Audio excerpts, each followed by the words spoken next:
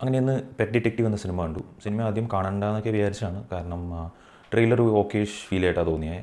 Interesting ആയിട്ടുള്ളൊരു ട്രെയിലറായിരുന്നു. പക്ഷേ കാണണോ വേണ്ടി വന്ന ഒരുപാട് ചോദ്യം മനസ്സിലുണ്ടായിരുന്നു. ആ ചോദ്യം മനസ്സിലുണ്ടാകുന്ന സമയത്താണ് ഷറഫുദ്ദീൻ്റെ ഒന്ന് രണ്ട് ഇൻ്റർവ്യൂ ഞാൻ കണ്ടത്. അപ്പോൾ അതിൽ പറഞ്ഞ ചില കാര്യങ്ങൾ എനിക്ക് അവർ പറഞ്ഞതെന്ന് വെച്ച് കഴിഞ്ഞാൽ പ്രേമം ടീം വീണ്ടും ഒന്നിക്കുന്നൊക്കെ പറഞ്ഞപ്പോൾ ഇൻട്രസ്റ്റിംഗ് ആയിട്ട് തോന്നുന്നു. ഷറഫുദ്ദീൻ, പിന്നെ അനുപമ പരമേശ്വരൻ, മ്യൂസിക് ഡയറക്ടറായിട്ട് രാജേഷ് മുരുകേശൻ, പിന്നെ സിനിമാറ്റോഗ്രാഫറായിട്ട് ആനന്ദ് സി ചന്ദ്രൻ, ഇവരുടെ എല്ലാം ഒരു ക്വാളിറ്റി വർക്കായിരിക്കും. എസ്പെഷ്യലി ആനന്ദ് സി ചന്ദ്രൻ്റെ സിനിമാറ്റോഗ്രാഫി എല്ലാം നമ്മൾ ഒരുപാട് കാണാൻ കിട്ടുന്നില്ലെങ്കിലും ചെയ്തതെല്ലാം നല്ല ക്വാളിറ്റി വർക്കാണ്. പിന്നെ അതുകൂടാതെ ഡയറക്ടർ ആണോ പറഞ്ഞത് ഷറഫുദ്ദീനാണോ പറഞ്ഞത് എനിക്ക് ഓർമ്മയില്ല. അപ്പോൾ അയാൾ പറഞ്ഞു ഇത്തരം സിനിമകൾ ഇപ്പോൾ ഉണ്ടാവുന്നില്ല. അങ്ങനത്തെ ഒരു സിനിമകൾക്കുള്ള ട്രിബ്യൂട്ട് പോലെയാണ് ഈ പടം എന്ന രീതിയിൽ ആണ് ഈ സിനിമ നിർമ്മിച്ചിരിക്കുന്നതെന്ന് പറഞ്ഞു. അപ്പോൾ അത് തോന്നുന്നു ഓക്കെ, ഇൻട്രസ്റ്റിംഗ് ആണല്ലോ സംഭവം ഒന്ന്. അപ്പോൾ ഒന്ന് കണ്ടുകളയാന്ന് പറഞ്ഞ് കണ്ട സിനിമയാണ് പെഡിറ്റ്. CID, ഉണ്ണികൃഷ്ണൻ BABD, ആ ഒരു ടൈപ്പ് കഥകളില്ലേ, ഒരു ഇൻവെസ്റ്റിഗേഷൻ വരുന്ന സിറ്റിയിലേക്ക് വരുന്നു, കുറേ കഥാപാത്രങ്ങൾ പോകുന്നുണ്ട്. പിന്നെ ക്ലൈമാക്സിൽ എല്ലാവരും കൂടി ഒരു എന്താ പറയുക, ഒരു ഫൈനൽ ആക്ട് എന്ന രീതിയിൽ എല്ലാവരും കൂടി ചേരുന്നൊരു ക്ലൈമാക്സ് അങ്ങനെ. അപ്പോൾ ഈ സിനിമ കണ്ട സമയത്ത് ഒരു പഴയ മോഡൽ പടം എഡിറ്റഡ് ഇൻ എ ന്യൂ വേ, അതായത് ടെക്നോളജിക്കൽ അഡ്വാൻസ്മെൻറ്റിൻ്റെ കാരണം ഈ സിനിമ കാണാൻ നല്ല വൃത്തിയുണ്ട് സിനിമ. പിന്നെ അത് കൂടാതെ നല്ല രീതിയിൽ എഡിറ്റ് ചെയ്ത് വെച്ചിട്ടുണ്ട്. അഭിനയ സുന്ദർ നായക്കാണ് എഡിറ്റിംഗ്, അത് കാണാൻ തന്നെയുണ്ട്. വെൽ നോൺ ഡയറക്ടർ ആൻഡ് എഡിറ്ററാണല്ലോ. ഇത് കൂടാണ്ട് മ്യൂസിക്കും കുഴപ്പമില്ല, എനിക്കങ്ങനെ ഒരുപാട് സ്ട്രൈക്ക് ചെയ്ത സംഭവമൊന്നും ഉണ്ടായിരുന്നില്ല. പിന്നെ അതിൻ്റെ സിനിമാറ്റോഗ്രാഫി ഭയങ്കര നല്ല നീറ്റ് സിനിമാറ്റോഗ്രാഫി. ഇതിൽ എടുത്തു പറയേണ്ട ഒന്ന് രണ്ട് ക്യാരക്ടേഴ്സ് ഉണ്ട്.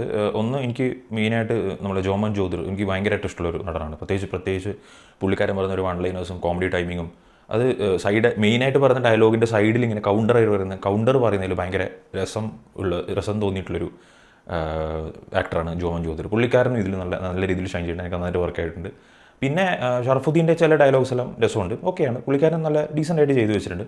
പിന്നെ അത് കൂടാതെ അവസാനം വരുന്ന വിനായകൻ്റെ ഒരു കോമഡി ഉണ്ട്, അത് എല്ലാവർക്കും വർക്കാവുമെന്ന് എനിക്കറിയില്ല, പക്ഷെ അത് രസമായിരുന്നു. അതിലാണ് ഞാൻ ആക്ച്വലി ഈ സിനിമയിൽ മൊത്തം 2 മണിക്കൂറിൻ്റെ അടുത്തുണ്ട് പടം, മൊത്തം ഇങ്ങനെ പൊട്ടിച്ചിരിച്ചു പോയത് ആ അവസാനത്തെ ആ വിനായകൻ്റെ ഒരു മിനിറ്റ് നേരമുള്ളൊരു കോമഡി ഇതിലാണ്.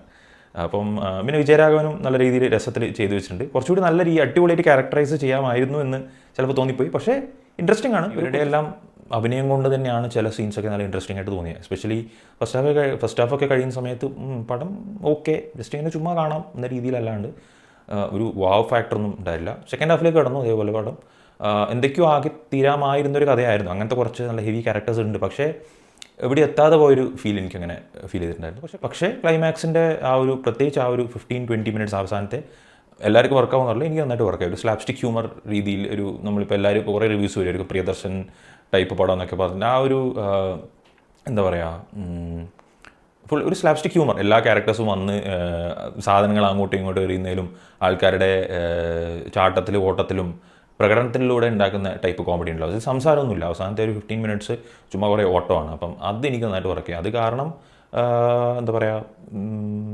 ഇങ്ങനെ പോകുന്നൊരു ഗ്രാഫിക് ഇങ്ങനെ പോകുന്നുണ്ടായിരുന്നു താഴോട്ട്, എലിവേഷൻ എവിടെയും ഉണ്ടായിരുന്നില്ല. ലാസ്റ്റ് ആ ഒരു 15-20 മിനിറ്റ്സിൽ ആ സ്ലാപ്സ്റ്റിക് ഹ്യൂമർ എനിക്ക് വർക്കായത് കാരണം ചെറിയൊരു രീതിയിൽ നല്ലൊരു എലിവേഷനോടെ പടം അവസാനിച്ചു. അപ്പോൾ എനിക്ക് തോന്നുന്നൊരു ഓക്കേഷ് പടം ഒരു തവണ കാണാം തിയേറ്ററിൽ പോയിട്ട്, അങ്ങനത്തെ ഒരു സിനിമയായിട്ടാണ് എനിക്ക് തോന്നി.